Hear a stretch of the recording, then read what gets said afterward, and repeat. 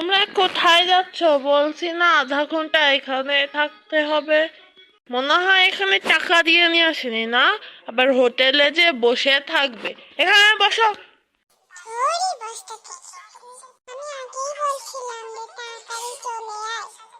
না না বাস, আমরা চলে যাচ্ছি না। আমরা ওই যে রোড যে জায়গায় ওখানে দেবো, সেইটুকু রোদে আবার হয় না। হ্যাঁ, এইটুকু রোদে আবার হয় নাকি? দেখেন না কালা কালা হয়ে গেছে, আর একটু তো কালা হইতে হবে।